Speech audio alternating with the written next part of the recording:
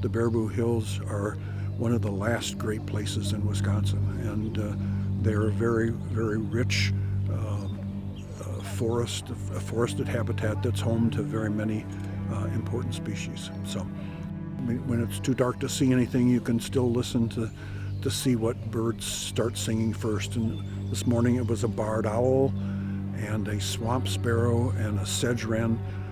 I've been a member of WSO now for almost 40 years, and it's been a very good organization, both because it brings people together who like to enjoy birds, but it brings people together who want to deal with the problem that we face with declining bird populations. There was a study that was done a few years ago that showed that in the last 50 years we've lost almost 3 billion birds from the regular populations across North America. And that's why it gets harder and harder to do this event each year, because there just are fewer birds and it gets harder to find them. Beautiful morning, isn't it?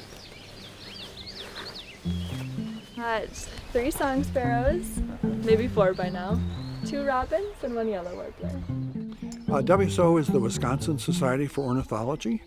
We've been here since 4 a.m. this morning, trying to listen and see as many as we can. Veeries, which is a thrush, have been calling.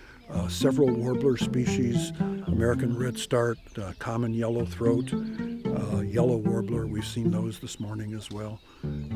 Orioles, rose-breasted grosbeaks, indigo buntings.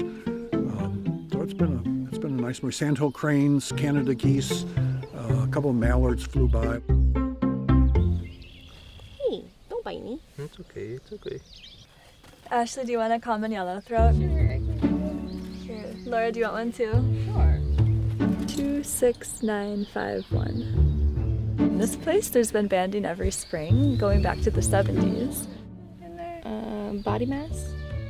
You can learn a lot about birds just from listening to their calls and doing surveys where you don't have to interact with them as much. But there's certain things where it's important to have the same individual captured through time to know how long a bird is living. Knowing how many adults versus young birds there are is really helpful. And so for that more detailed information, we'll band. Warblers are pretty nice because they're not bitey.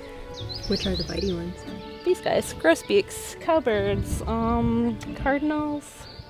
So grosbeaks have really big bills. That's why they're called grosbeaks, gross meaning big, because they eat a lot of fruits and seeds and stuff.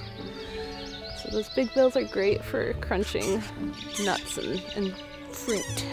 Also mean they're good at biting.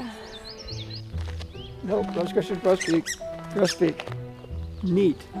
Get a shot from here, you get the red in the throat. I forget how many birdathons this is, but it's maybe nearly 40 birdathons. A birdathon is seeing and identifying birds. The bandathon is actually catching them in mist nets and being able to attach little identification bands to them, so you'll have a record of how far it's flown and where it's been.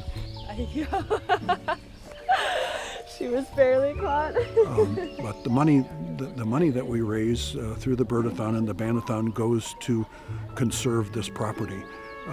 The society owns 372 acres in the westernmost valley in the Baraboo Hills.